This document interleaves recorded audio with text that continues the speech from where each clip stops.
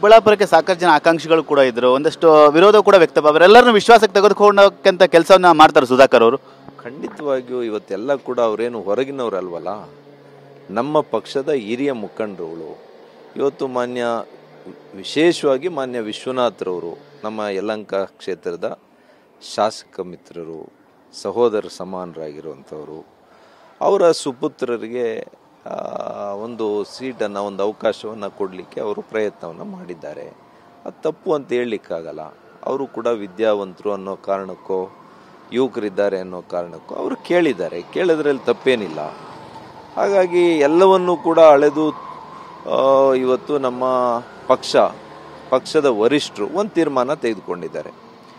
ಒಂದು ವಾರದಲ್ಲಿ ತಾವು ನೋಡಿದರೆ ಅನೇಕರ ಹೆಸರು ಬಂದೋಯ್ತು ಚಿಕ್ಕಬಳ್ಳಾಪುರಕ್ಕೆ. ತಾವು ಮಾಧ್ಯಮ ಸೃಷ್ಟಿನ ಅಥವಾ ನನಗೆ ಗೊತ್ತಿಲ್ಲ ನಿಜವಾಗಿಯೂ ಏನಾಯಿತು ಮೇಲೆ ಅಂತ. ಆದರೆ ಆ ಸಂದರ್ಭದಲ್ಲಿ ನಾನು ಮಾನ್ಯ ವಿಶ್ವನಾಥ್ರವರು ಚರ್ಚೆ ಮಾಡಿದ್ವಿ. ನಾವೇನೇ ಮಾತಾಡ್ಕೊಂಡಿವಿ, ನಾವು ಸ್ಥಳೀಯವಾಗಿ ಪ್ರಭಾಕರ್ ಹುಳಿಯ ಕೇವಲ 10 ಗುಂಟೆಯಲ್ಲಿ 50 ಲಕ್ಷ ಗಳಿಸ್ತಿದ್ದಾರೆ. ನೀವು ಕೂಡ ಅವರಿಂದ ಕಲಿಬೇಕಾ? ಅವ್ರ ಜೊತೆ ವಿಡಿಯೋ ಕಾಲ್ನಲ್ಲಿ ಮಾತಾಡಬೇಕಾ? ಈಗಲೇ ಫ್ರೀಡಮ್ ಆ್ಯಪ್ ಡೌನ್ಲೋಡ್ ಮಾಡಿ. ಇಷ್ಟೆಲ್ಲ ನಾವು ಪಕ್ಷಕ್ಕೆ ಮತ್ತು ಸಮಾಜಕ್ಕೆ ನಾವು ಕೊಡುಗೆಯನ್ನು ಕೊಟ್ಟಿದ್ದೇವೆ.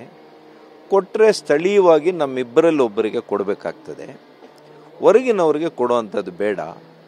ಅದು ನನಗೆ ಕೊಟ್ಟರೆ ನೀವು ಸಂಪೂರ್ಣವಾಗಿ ತೊಡಗಿಸ್ಕೊಂಡು ಪಕ್ಷದ ಅಭ್ಯರ್ಥಿಯ ಪರವಾಗಿ ಕೆಲಸ ಮಾಡಬೇಕು.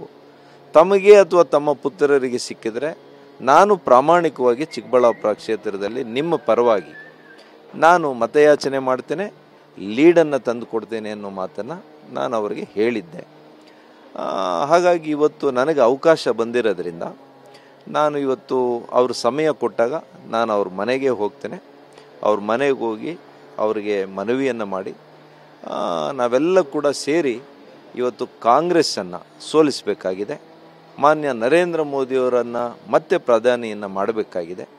ಅವರು ಭಾಳ ಸೀನಿಯರ್ ಲೀಡರ್ ಆಗಿರೋದ್ರಿಂದ ಬಹುಶಃ ಪಕ್ಷದ ತತ್ವ ಸಿದ್ಧಾಂತ ನನಗಿನ್ನ ಅವ್ರಿಗೆ ಭಾಳ ಚೆನ್ನಾಗಿ ಗೊತ್ತಿದೆ.